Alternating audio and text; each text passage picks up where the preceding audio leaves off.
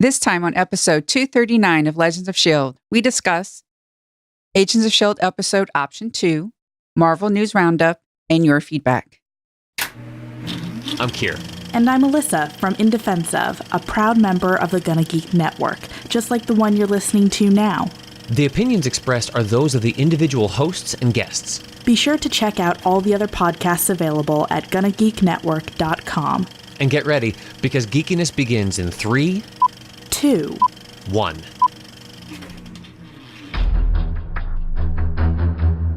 You have been granted clearance by Director Phil Coulson. Stand by for S.H.I.E.L.D. debriefing.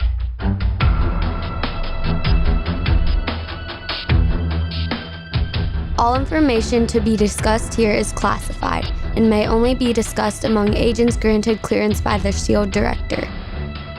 Now it's time for your scheduled debriefing. I'm Director SP. I'm Agent Haley. I'm Agent Lauren. And I'm Consultant Michelle.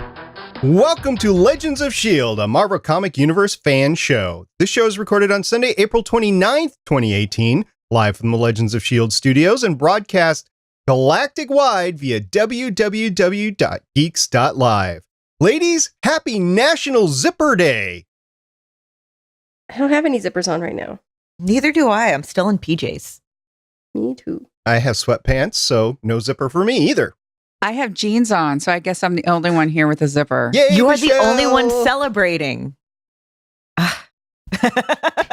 Zippers are an important part of modern life, so thank you very much for giving us. I mean, we have them on our backpacks, on our, man satchels. I was going to say purses too, but didn't want to be labeled as some guy that carries a purse. Hey, Terry Crews carries a purse. Call a purse a purse. I carry a case with my drone in it. That has a zipper on it. You and your drones. You know what I keep forgetting to get? I have a bow and a bunch of arrows, and I keep meaning to get a duffel bag to carry them around, and I keep forgetting. So I need to do that. Quiver for your quiver? Yes. Okay. All right. So thank you, everybody, for regaling the zipper stories. And we're just going to move on with the podcast. Now, Legends of S.H.I.E.L.D. is a fan-based podcast on the ABC television show, Marvel's Agents of S.H.I.E.L.D., Marvel's Defender series over on Netflix, Legion on FX, possibly, if we ever actually get around to it, The Gifted on Fox, the Marvel Cinematic Universe, like Avengers Infinity War, and the Marvel Comic Universe in general. Because of automated menus. If you'd like to talk to us about automated menus, you can find us at our website, legendsofshield.com. You can leave us a voicemail at 844-THE-BUS-1. That's 844-843-2871. You don't have to use an automated menu on our Facebook page, Legends of S.H.I.E.L.D. Podcast. You can tell us about your experiences with automated menus at our Twitter account, at Legends of S.H.I.E.L.D. You can watch us on YouTube at youtube.com/GonnaGeek. You can bring up our automated menu on our Amazon skill when you enable Legends of S.H.I.E.L.D. And remember, Legends of S.H.I.E.L.D. is a proud member of the GonnaGeek.com network. All right, ladies, we have to be clear about this because at this point in time, we have all actually seen Avengers Infinity War. However, this podcast will be spoiler-free of the movie. Yeah, we will be having a spoiler podcast immediately after this recording. But this podcast, this particular one, you can listen to without having seen the movie. If you're just worried about us bringing up traumatic things. No, this is Agents of S.H.I.E.L.D. This is the S.H.I.E.L.D. podcast right now. Which we didn't know if there was going to be a connection or not that was worth spoilering beforehand, so we actually had to see both in order to make that determination. So we are telling you now and up front, this will be an Avengers Infinity War spoiler-free podcast. Stay tuned to Legends of S.H.I.E.L.D. episode number 240 for a spoiler-filled Avengers Infinity War review. In the meantime, we're going to get on into this episode of Agents of S.H.I.E.L.D.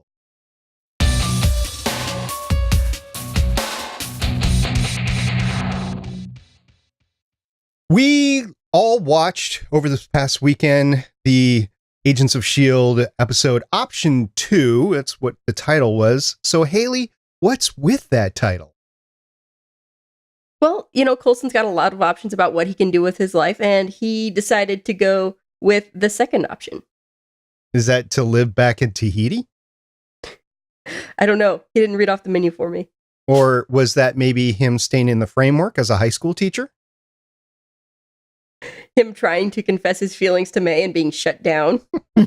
No, that actually really happened. So that's kind of option 1. Okay. So when I first heard about this title, I thought it was going to deal with a plan. It was not. It was actually an option on a menu, but I think it could be extended to the plan that happened without anybody. I don't even know if we can call it a plan. Anyway, Michelle, why don't you tell everybody exactly what the title really means?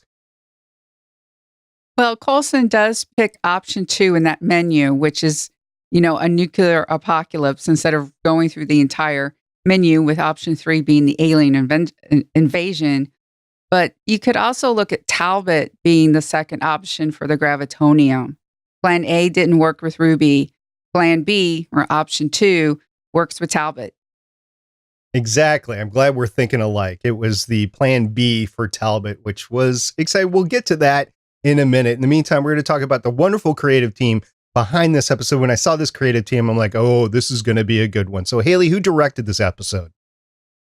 A familiar name for us, Kevin Tancharoen, Marissa Tancharoen's brother. This is the 11th time we've talked about him on the podcast because he's done a lot of episodes of Agents of S.H.I.E.L.D. He's done an episode of Iron Fist, an episode of Inhumans. He has 25 directing credits starting in 2004, including 8 episodes of Dance Life, an episode of Fame, 18 episodes of Mortal Kombat Rebirth, episode of Supergirl, a couple of The Flash, a few of Arrow, a couple of Legends of Tomorrow. He also did an episode of 12 Monkeys, a couple episodes of Prison Break. And he is also the producer for Mortal Kombat Legacy.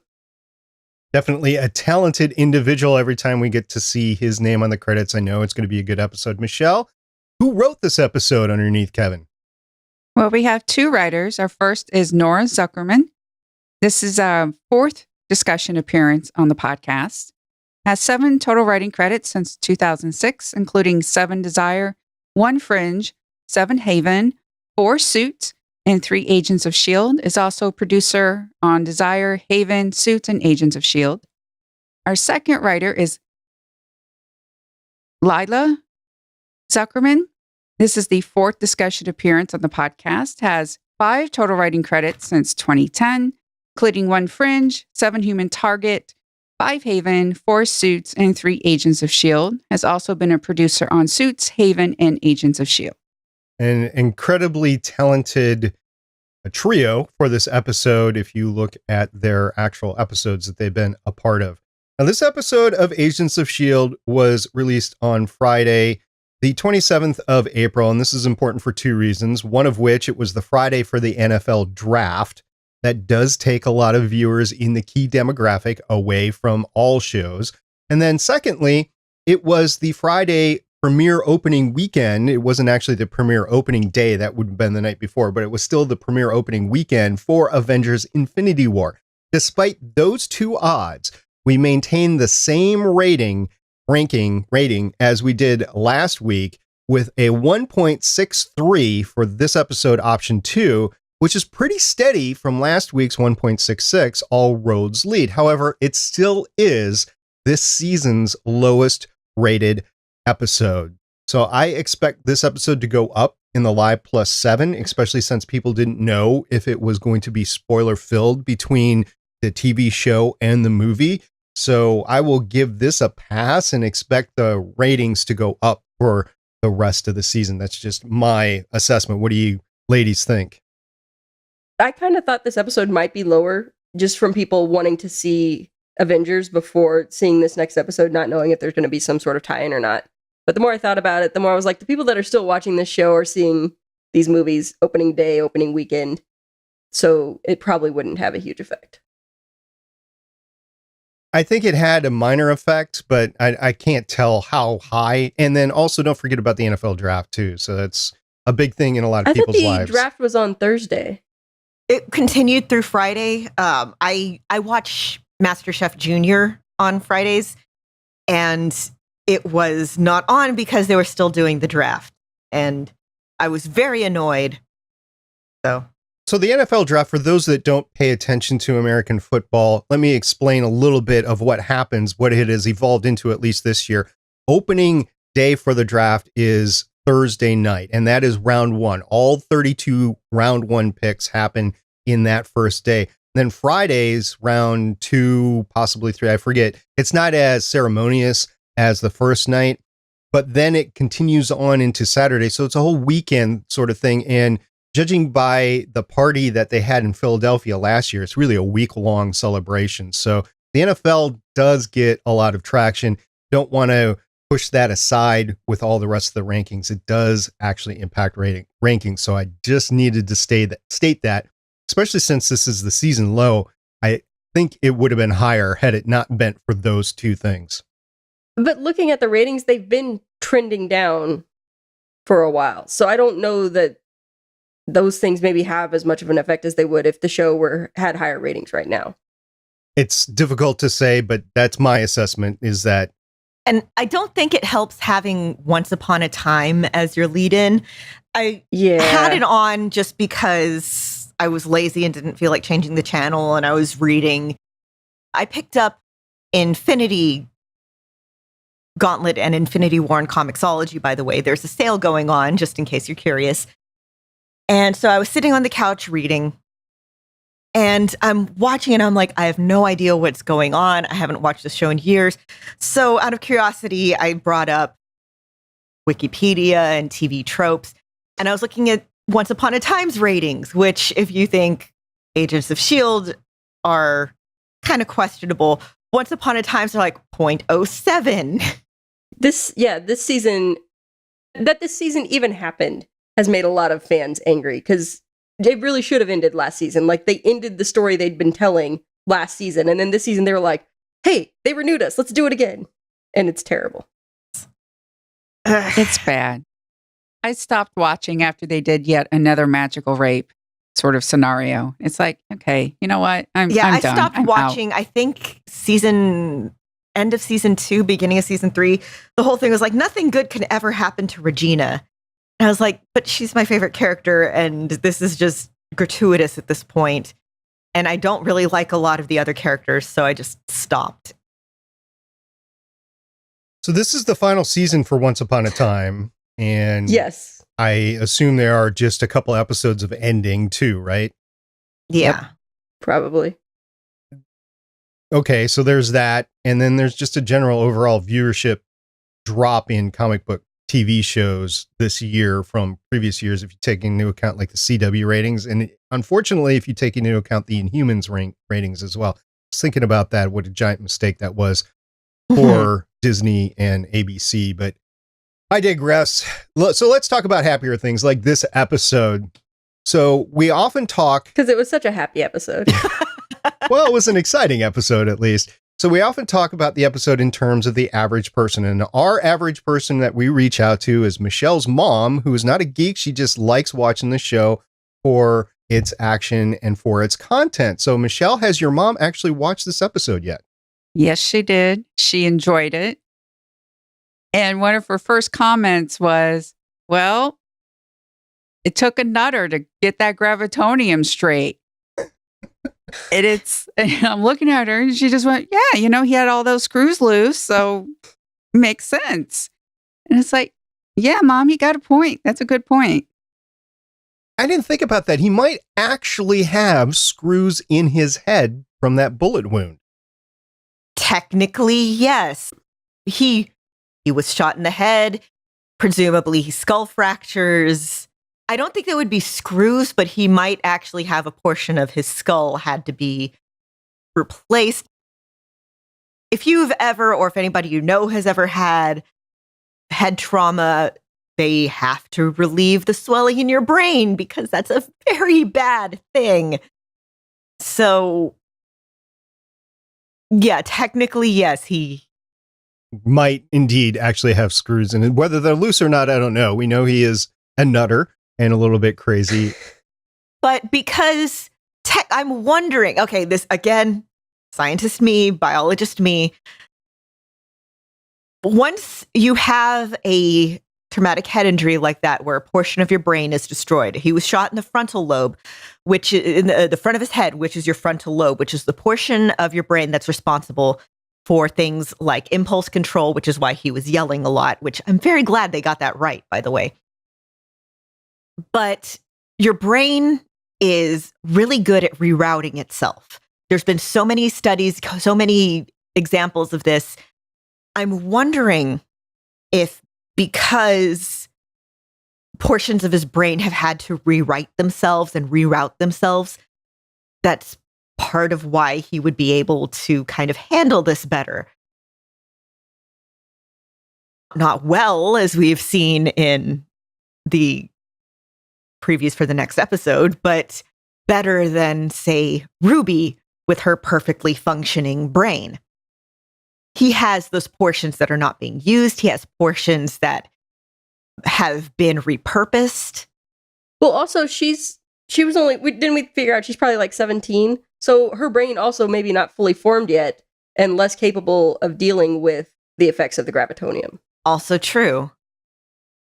I was a little bit worried about his compliance programming interfacing with his gravitonium upload and what that is going to do in the future. So I was a bit surprised that it didn't rear its ugly head. Like, Ruby had issues with Franklin Hall and Ian Quinn, and Creel as well. So for Talbot to be functioning as well as he is, that is an interesting thing indeed. We'll see what happens there next week. Oh, by the way, thank you very much, General Talbot, for giving me the landing beacons for the Lighthouse. My drones are on the way right now. If you would like SP's drones to come visit you, email us at... Give me your geolocations and I'll see what I can do. So Talbot did step into the gravitonium burrito and he set the gravitonium at 100%, which is like 92%. Well, it's 100% of the remaining gravitonium. At first that bugged me too. And then I remembered, wait. So it's 100% of the remaining gravitonium is what I figure. Also, hadn't they already siphoned off a bunch to use like on the ship and stuff? I think so. And what's interesting, Simmons said that the gravitonium also refined itself. Again, I'm thinking it's somewhat intelligent. I keep saying that. It's hungry. It knows what it's doing.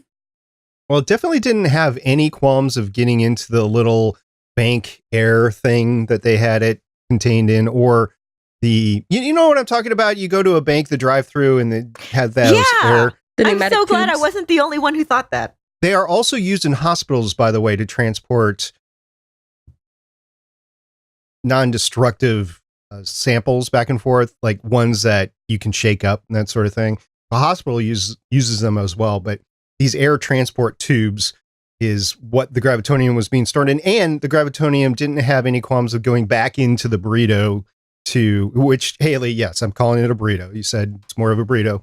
We agreed. It's a gravitonium burrito. And the gravitonium got itself in there even before Talbot got in there. Wasn't it? That was a little bit harsh for Talbot to shoot Simmons, but that does go with his lack of impulse control.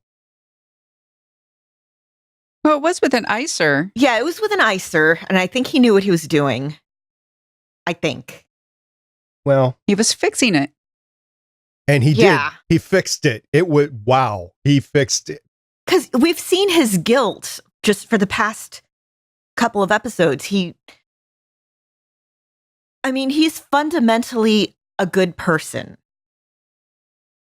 His methods we may not always agree with, but he's been feeling a lot of guilt for being used like this, which is, again, really upsetting. So I can see why he would think this is a good idea. But again, lack of impulse control. This is not the best solution, I think. Probably wasn't. Wow. When he crumpled up the space banes every time they do that crumple effect, just ouch. CGI is a wonderful thing. Just think of it in terms of CGI. It's not actually real. It's just CGI. I know, but I just start to hurt sympathetically. It's very painful looking. So the aliens were a form of marauders called the Remarath or Remath, or I forget what Deke actually called them. My closed captioning spelled them as Remorath. So Remarath. Yeah, Remarath Marauders. I looked these up. They're not from the comics. So the Space Banes are created for the show. I kept thinking of the Space Banes because they have Bane's mask. Yes. They have Bane's mask, and between them and Peter Mentz's character's coat, I keep thinking the coat looks like the Grammaton cleric's coat from Equilibrium. I don't know if y'all have ever seen Equilibrium. It's one of my favorite movies, but the dudes who do the gun kata, like Christian Bale and Taye Diggs and Sean Bean for like the 5 minutes he's in the movie. And then, of course, he dies, right? Of course, but it's probably my favorite death scene of his ever. But they wear these awesome long coats, and that's all I can see when I see those the coats that they're wearing in this show. That's weird, because all I kept saying is like, hey, they look like those guys from Mortal Kombat. And guess who actually directed this episode? Kevin Tancharoen, also of Mortal Kombat fame. Makes sense. Yep. So Deke actually explains these aliens, so he's a little bit useful. He's also being useful as protecting his grandparents because he wants to continue to exist. Although they went into this whole thing of that Deke was their canary in a cave and canary in a coal mine. Right. So yeah. I don't know what either of those things are. I love Deke. He went from being a character I absolutely could not stand. Like the second that you take him out of his home environment, and I'm like, okay, yes, he's one of my favorites now. So Haley, Jeff Ward may actually be available for dating. And I was thinking about this. He understands the time continuum as well as you do. You could have wonderful dinner conversations. Okay. So Jeff Ward, if you're actually listening to this, Haley apparently is available to date. She's on the West Coast, so, or at least close to it. So, I mean, it's doable. Yeah. Within driving distance. Come on. There's an airport here. It's fine. Fine. Short little hop. So you also mentioned before Yoyo, and it was a very deep Yoyo episode. First of all, they had this fight. We haven't talked about it yet. The fight at the beginning in the control room, where this was something that the team has never really experienced outside of the whole Hydra thing, where you had the team just going at it, and you had Team Dad saying, that's enough. We're just going to go off and we're going to do our jobs, and that's it. Every time the team bickers, my heart just hurts. And it wasn't just the team, it was like the couples too, because you had basically Felinda, I mean, it was there, but it wasn't there. And then you had Yoyo and Mack that were an issue. And that was actually pretty big because Yoyo killed Ruby. And first of all, was that all for nothing now? Because it apparently didn't matter. Well, Ruby would have been the destroyer of worlds. Talbot is basically Graviton. I believe it's the character from the comic book. Yeah. So this could be something completely different. Maybe this is how the timeline's been broken, or if Quake has to fight Talbot, that could shatter the Earth. But I'm hoping Talbot being this is what breaks the time loop, because this is cool. Yeah, her whole thing of it didn't matter was because Yoyo finds out that May sent Sky to go find Sky. God, where's my brain? Daisy to go find a cure for Coulson.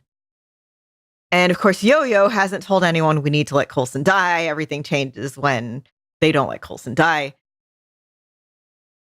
So she's like, oh, it didn't matter. It didn't matter. So Yoyo is not in a good place these days. She lost her arms. She saw herself from the future with the lost arms, and she saw herself from the future die. Everything.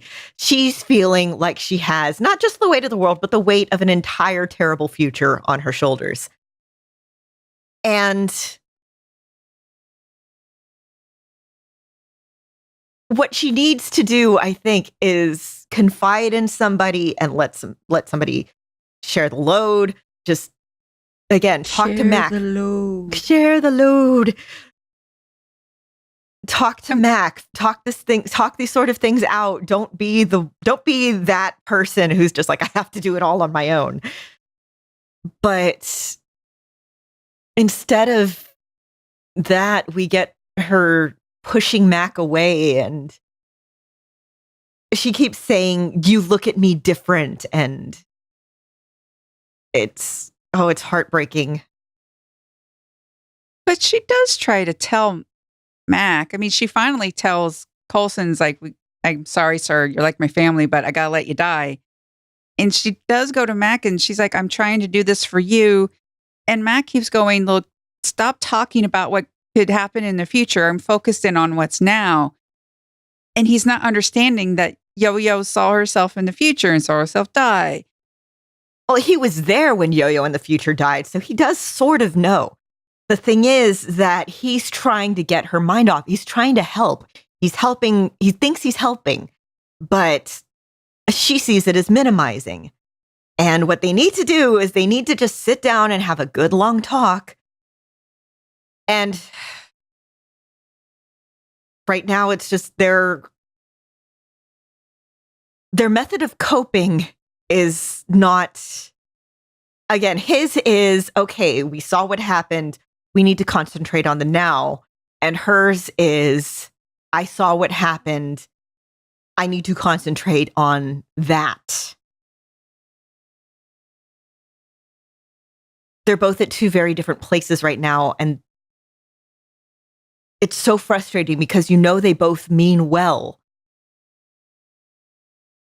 And coming at it from different perspectives. And they've always had that dichotomy between the two of them, and it's just coming back up. This is not out of character for either of them. I think they've both gone on pretty well-defined paths. So, and something I just realized is you'd think Yoyo would be the short-term person since she's the one who's always calling him Turtle Man and moves real fast. But no, right now she's the one who's being forced to take the long view. I see what you did there, writers, and I like it, even if it breaks my heart. Then also something that we've been commenting on is the fact that Yoyo's arms needed to be recalibrated. And Haley, this has actually happened. Yeah. So now Yoyo can run fast and use her super arms. Which happened later. She yo-yoed as she was doing some scouting, and her arms, even though I don't think she actually used them, they weren't buzzing and weren't malfunctioning. So that worked. Mm-hmm. It's good. So Michelle, when you are calling somewhere on the phone and you're actually needing to go through the menu, do you just pick the first one that might work, or do you listen to the whole thing? I listen to the whole thing, including when the person is like, to hear this menu again, press 9. You don't start shouting representative into it? Is that what you do, Haley?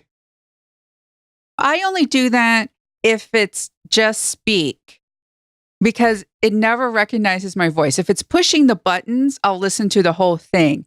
But some of them now are like, for this say 1 or say 2.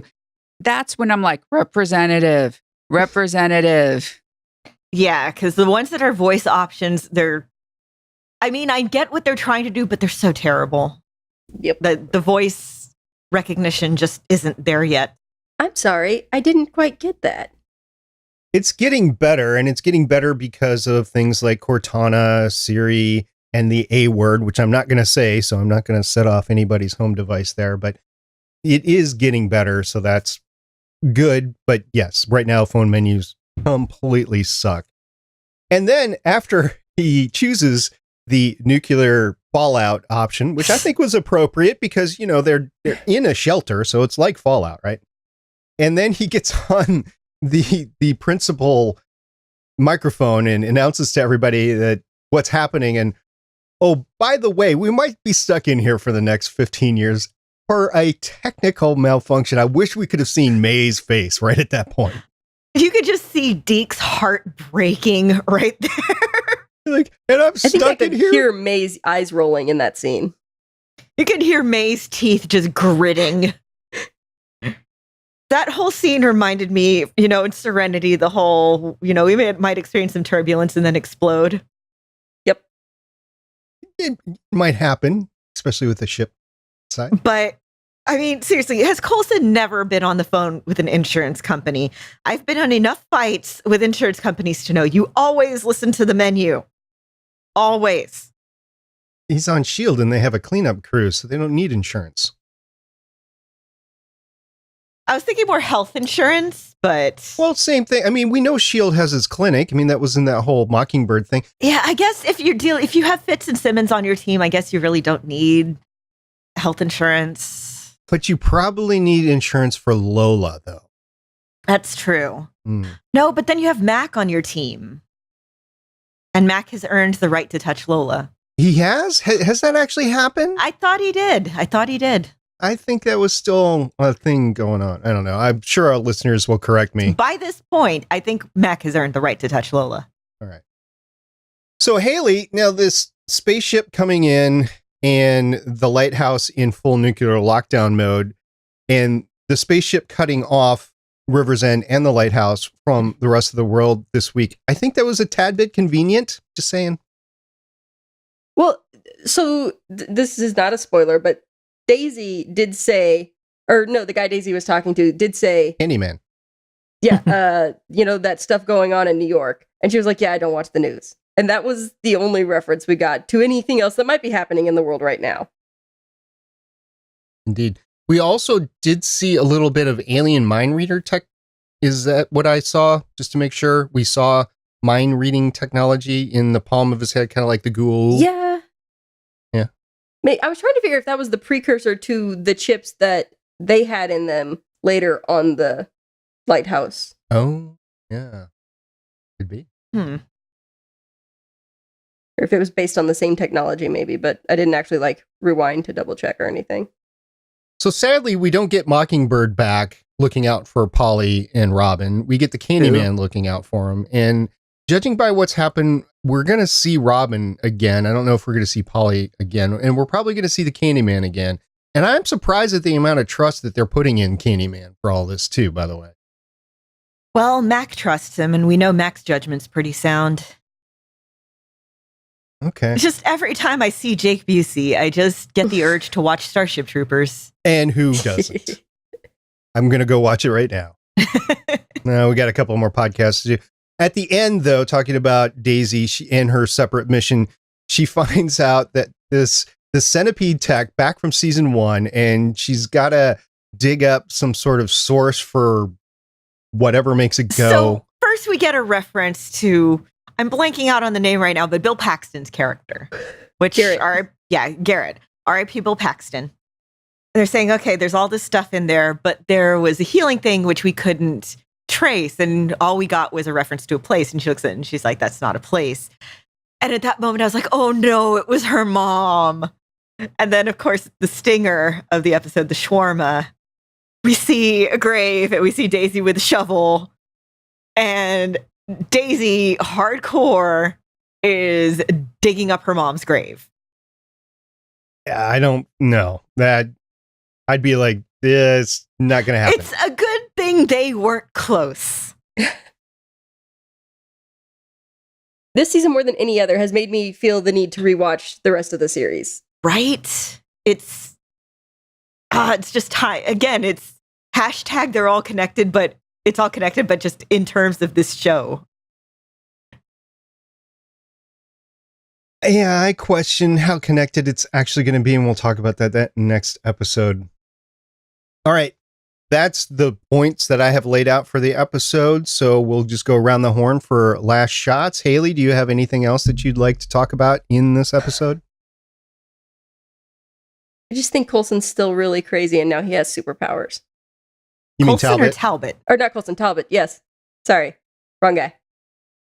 Well, then it would be like you getting superpowers. No, I'm not crazy. I'm just mad with power. Okay. All right, Michelle, what do you think?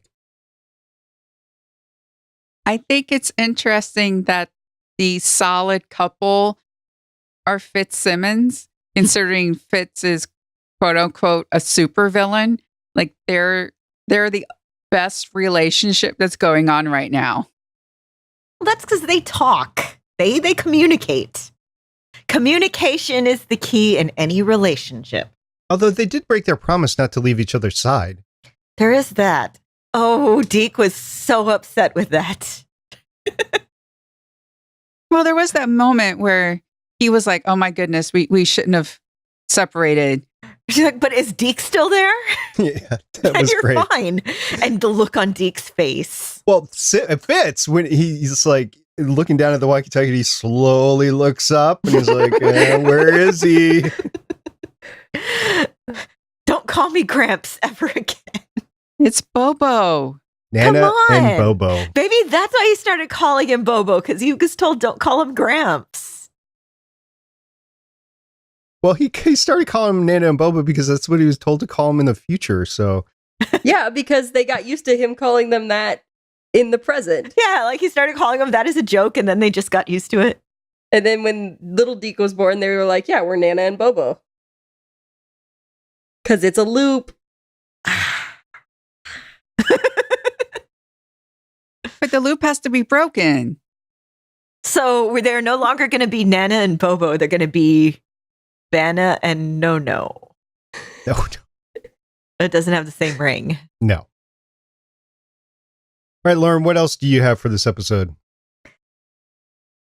The preview for next week with Talbot being like all kneel before Zod has me worried. The evil goatee and everything. Yeah. The heroic stash is gone, and now he has an evil goatee. And he has the Gravitron costume, and Yeah, he looks super evil. So if we had to pick an MVP for this season in terms of acting, who would you choose? oh, that's hard. Because Adrian Pasdar has been pretty good, but I don't know if we'd want to give it to him. It's between him and Yoyo. I feel like most improved goes to his facial hair. It's not just the mustache anymore, kids. It's like character growth, but it's just facial hair growth. Yeah, Yoyo has really stepped up this season. So good. So good. Like, she went from being the character that I was sure they were going to kill, but now she's like a part of the team, really. And she's this like really pivotal part right now because she's the one that's so sure that she's going to be the one to have to change everything. She's become this huge emotional pivot. Just so good. Pivot! Sorry, Friends reference. Michelle, if you had to choose an MVP for the season, because Haley's with the hair, Talbot's hair, and Lauren says Yo-Yo, but what about you? Fitz, because he's had to go through so much thinking he was okay and then going through the break. And now that's my choice. I'll go Jeff Ward as Deke just for comic relief purposes. I mean, Lemons, come on, Lemons. So that's it for this episode. Next time we talk about Agents of S.H.I.E.L.D., which will be next week, we will talk The One Who Will Save Us All. It's season 5, episode 20. It is the 108th episode of Agents of S.H.I.E.L.D. And I believe we just have 3 hours left, including next week. We're so close. Yep. Yeah. This has me anxious. Yep. And there's been no renewal talk. And quite honestly, we'll talk about that later in the next episode. And then we'll come back and talk about it in the next episode that we talk about Agents of S.H.I.E.L.D. So in the meantime, if you are looking for more great geeky content, Lauren, we have a treat for you, don't we? We do. We have so many shows at the Gonna Geek Network, including Digital Soup. In episode 71 of Digital Soup, Losing Titans, Deadpool 2, and Carbon Fiber Bodybuilding, This week, it's a bit of a sad start as we lost a number of big names. Netflix has decided some movies are just too scary to finish. We have a special interview with the creator of Deontay Box and much more. Plus, Jason in rare form. You won't want to miss this one. That's Digital Soup on the Gonna Geek Network. Digital Soup episode 71. Meantime, we're going to move on into some news.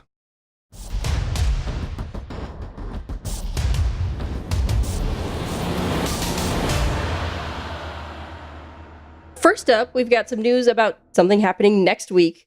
It is the much beloved Free Comic Book Day. Yes. So for those that you don't know, every year the comic book companies get together and they give out free comic books. And it's the first Saturday in May. So if you haven't found your local comic book store, or you might not have one near you, you might want to plan to get to one and check out all the great free comics that are coming out next week. I'm definitely planning to go to my usual comic book store. They were telling me about it this week and telling me about all the great things. They actually have the comics now. I didn't realize that. They get the comics at least 2 weeks in advance because they have to get all the individual bags together. So they were saying, yeah, you're going to like a few of the ones that are coming out. So I'm like, ooh, I can't wait. Yep. I'm looking at the list right now. I've made my list of what I want. I really want the Mighty Morphin Power Rangers comic, which if you are not reading is so good. If you were a big fan of Mighty Morphin Power Rangers back in the 90s, so good. Invader Zim looks fun. There's some Marvel ones that are coming out that look fun. Spider-Man, Captain America. Legend of Korra. I'm so happy about this. Bob's Burgers looks fun. There's like a Strangers in Paradise one that looks fun.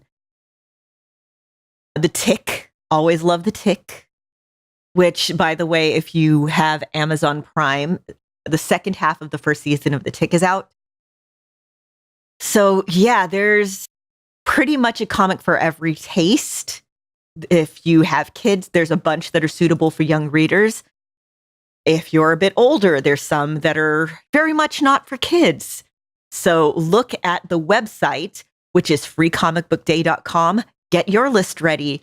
Find out what the limit is at your comic book store, and find out after what time they will start giving out the you can come back and get more comics, because that usually happens. So now that we all have plans for next weekend, Marvel is reportedly meeting with directors for the upcoming Black Widow movie. Yeah, so we've been talking about this for a while. How there should be a Black Widow movie, and somebody would be like, oh yeah, there should be, but nothing ever happens. And this is a Collider article linking to the Hollywood Reporter. The studio has finally been meeting with a bunch of directors, and they're all female, including Denise Gamze, I'm going to mispronounce this, Erguven, who's directed the Turkish movie Mustang, Chloe Zhao, who's directed The Rider, Ama Asante, who's directed A United Kingdom, also directed the movie Belle, which is really good. And there's other names in consideration. Maggie Betts, who directed Novitiate, and Angela Robinson, who directed Professor Marston and the Wonder Woman, which is a great movie. And the fact that they're getting all female directors really excites me. The fact that they're looking at directors at all for a Black Widow movie really excites me. So keep up the good work there. Give us our Black Widow movie. It was interesting that when I was looking at Kevin Feige's producer credits, that he is listed in there as a producer for the Black Widow movie on IMDb. Of course, there's nothing else in there other than Scarlett Johansson as the Black Widow, but it's interesting that IMDb actually has a page for a Black Widow movie.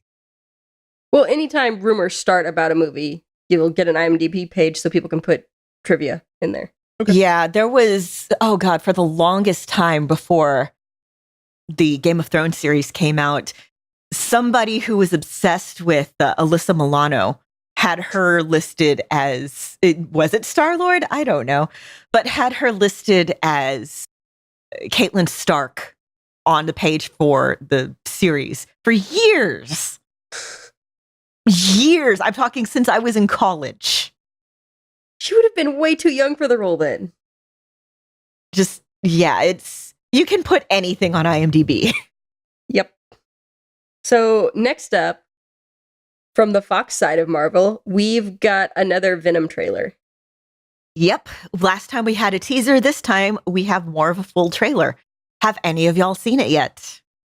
Yep. I've even seen the 1 hour loop of the Venom scene. There is actually, it's just like 15 seconds of, the Venom face coming up with it. Yeah. Yeah. It's 1 hour loop of that.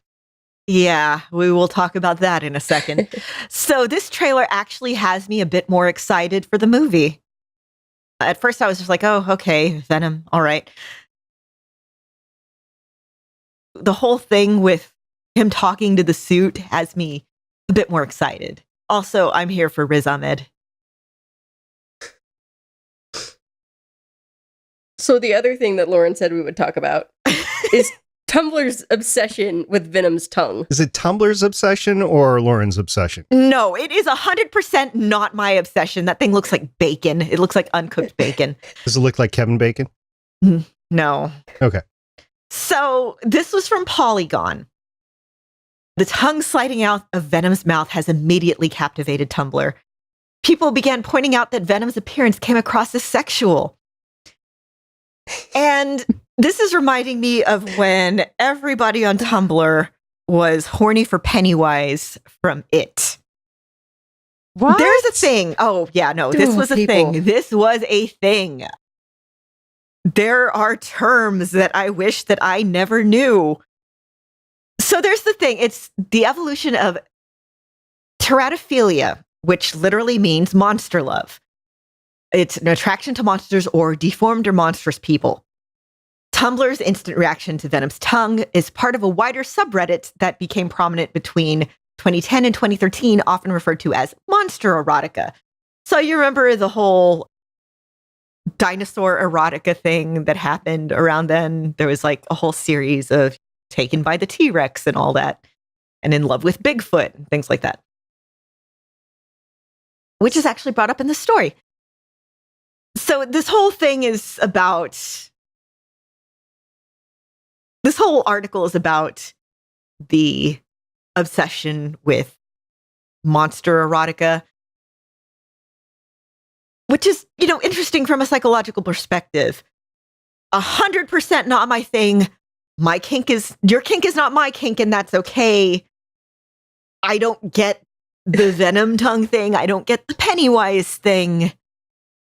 Again, I think the tongue looks like wet bacon. It's gross, but I get the tongue thing because of tentacle porn. which is also not a thing I get. I know. Tentacle porn. Oh, God. Yeah, that's another thing I wish you cannot unsee. I mean, I've been on the internet for a long time. I have seen some things. I have seen many things. This is not the weirdest thing I have seen. Yeah, it's not like I went out looking for tentacle porn. I was just watching a movie and then there was something that happened and I'm like, what? Oh my God, this is a thing. Okay, fun story about tentacle porn. So when I was in college, there was an artist who worked for our college paper who had a history of drawing very, very eroticized pictures of women. And every few weeks, somebody would come in and complain about him. And one day, it's an article about, are we too addicted to technology? This is back in like 2005, 2006, by the way. The picture that he drew that accompanied the article, we're looking at, we're like, did he just get tentacle porn into our college paper? It's a person wrapped up in like USB cords and electrical cords. And we're like, 100% the editor did not know what they were looking at. It was pretty I wonder what he's up to these days. See, when you guys are talking about Penny, I'm thinking about Lacey Chabert from Lost in Space, and now she's on the Hallmark Holiday or Hallmark Channel. That is not Pennywise. Yeah. That is different. I know, but But you guys are talking about Penny, and that's the Penny that comes to mind. Not the Penny from Big Bang Theory either. It's Lacey. Look, a penny. That too. So now that we've talked about tentacle porn, let's swing back over to Disney, where Kevin Feige... Which you will not find technical porn on Disney. It's not going to happen. I mean, you probably could, because people can get all sorts of messed. I used to have a copy of the Little Mermaid VHS tape with the penis on the cover. I still have it. It's in the basement. Yeah, we cleared out a bunch of stuff from our apartment, and I ended up getting rid of a bunch of VHS tapes. I'm looking over at your corner, Lauren, and I don't see the big pile of DVDs that used to be over there. We moved it. Moved it off camera. Pretty much. But Kevin Feige is confirming that there is an Eternals movie in development. So, the Eternals is another one of the kind of lesser known Marvel groups, sort of like the Guardians of the Galaxy used to be.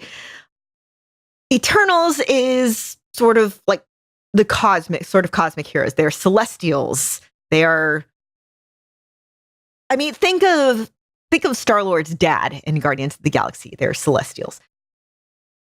So multiple screenwriters have taken meetings, and they have been asked to come up with a story that focuses on the female Eternal known as Cersei, which is spelled Sersi. So not like the Game of Thrones character. Cersei can manipulate cosmic energy to grant herself virtual immortality, invulnerability, and to reshape the molecules of other people or objects. So we'll see if this happens. Let's hope they come up with a good story if this happens. We'll see.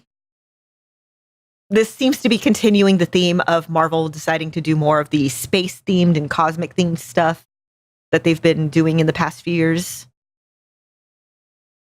Well, they've got to kind of branch out, because otherwise, you know, the comic book movies all start seeming very similar and people get comic book fatigue. So having some space adventures helps with that.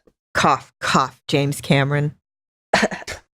No, we had a whole segment about James Cameron last podcast. We're not going to go down that road again, especially since, well, he's not very productive, as we discussed. Anyway, so with that, we've done with news for the week, and we're going to move on into the feedback.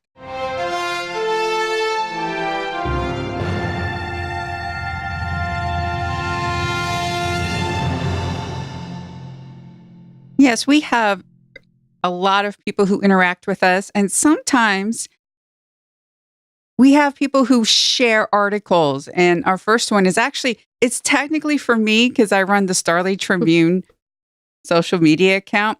So I shared something with us. What did I share? It was Kevin Feige explains Namor's complicated movie rights situation. And the tweet was, "Make it happen, Feige. I want to see him in the trunks." So this is from CBR.com, Comic Book Resources. And when asked by IGN if it's still a tricky situation, he said, "It is. I think there's a way to probably figure it out, but it's not as clean or clear as the majority of the other characters." So Namor's distribution rights are sold to Universal back in the 90s when Marvel was facing bankruptcy. So according to Feige, the Namor contracts still involve other parties. So I don't know if Universal still has them or if they've sold off parts of the rights, because he said, "Let's put it this way, there are entanglements that make it less easy." Come on, give us a hot guy in man panties. Come on, you cowards. I already told you I'd volunteer. Okay, moving on. We heard from Adana Girl, who changed her name to Pirate Angel. We will discuss that in the next episode. But she retweeted Kyle Buchanan and said, "Listen up, a-holes." Kyle Buchanan said, "Injuries, surgeries, pneumonia, and push-ups. I asked the Russo brothers how they survived making Avengers Infinity War and its sequel back-to-back." It's an article from Vulture.com. It's an interview with Joe and Anthony Russo. It's a really interesting interview, just kind of, okay, so you basically made two movies back-to-back. This sounds stressful. What did you do? And they basically said, "So we're a team. This means that somebody can hand it off." And one of them, who was it? Oh, Anthony Russo had surgery in between the movies. And also they had 2 weeks in between the two movies, a whole 2 weeks break. And they did something called a push-up challenge, where every half hour you drop and do a certain number of push-ups. We started adapting that to all sorts of different exercises, and the cast would join in too. And apparently it had a really positive impact on people's energy level. Also, after Anthony Russo's surgery, he got pneumonia. It's just this really interesting thing about trying to keep your energy up on a long project. Or on a day-to-day basis. Yeah, if I was any good at push-ups, I would try that. Unfortunately, I herniated my back on trying a push-up once when I was in high school. And that was how I initially started all my spinal injuries. And also, my wrist has a thing wrong with it, so I can't bend it back very far, and I can't support my own weight on it. So push-ups are out for me, so I need to find something else to do. Yeah, there was your advice from the Russo brothers, push-ups. And we heard from another friend of the show, at Mr. Paraclete. So Mr. Paraclete said in response to the show, Agents of S.H.I.E.L.D, not gonna lie, I always figured he had Graviton's likeness, but never figured he would actually become him. Cool. There you go. You got something that was an unexpected surprise. We also have some YouTube feedback. They're watching. They are. They What'd are. they say, Lauren? What'd they say? So first off, from our latest released episode, All Roads Lead, Kyle William at this isn't Twitter, Livingston1 said, yes, we saw the Gravitonium in Zephyr 1 with a link to seeing the Gravitonium in Zephyr 1. So there's an answer to that. And then I think it's more like 70-30 of revenge in response to Yoyo. Yoyo knows what herself told her. You need to let Coulson die to save the world. Revenge clouded her judgment. Are we talking revenge like the TV show Revenge? Because I was all into that. I know you were. Yeah, we all know about SP and Agent 13 who starred in Revenge. We also have from Nariantics 4 in response to The Honeymoon, I'm with SP, Piper is still suspect. I disagree. I also disagree. I like Piper. So I have to admit, this episode kind of swayed me a little bit away from that. Piper was seen in this episode, although not featured. She did have a couple of dialogue moments in a couple of scenes. But yeah, I think we're slowly moving past that. But it's still on my mind. It's still there. I mean, she could still turn around and stab him in the back. You never know. I very strongly disagree with everything you're saying right now. Yeah, I know. We've had this disagreement before. I'm just saying, I'm slowly starting to say, might be past it. It's all good with her. Just like Emily Van Camp. It's all good with her. Dear listener, all of us just eye rolled at SP, just so you know. Yeah, for people not watching the video. And if you want to check those eye rolls out, go to geeks.live when we stream live on Sundays at 1 p.m. Eastern. But with that, we are going to take our Gravitonium and we're going to Gravitonium lift this one out.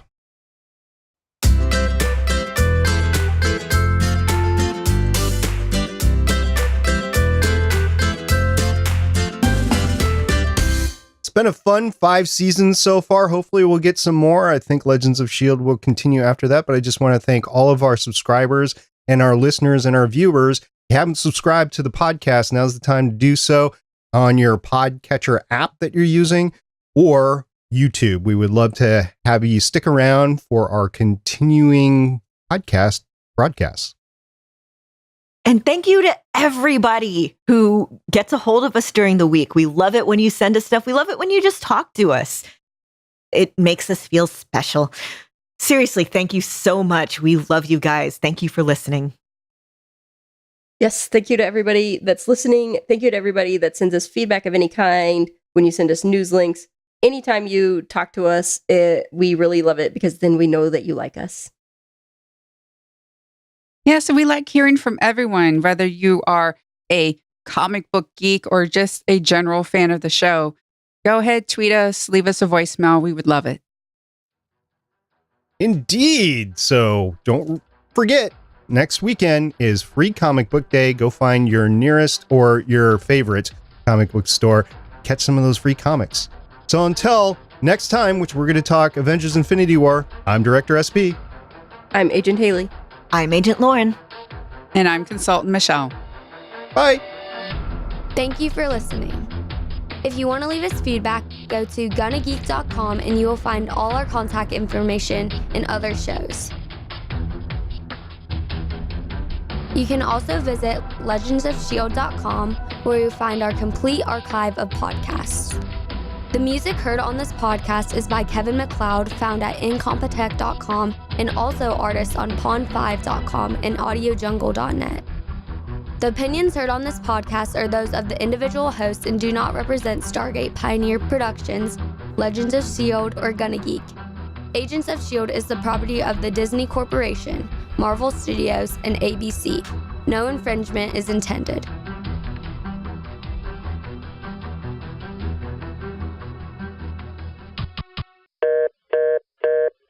Legends of S.H.I.E.L.D. is copyright 2018.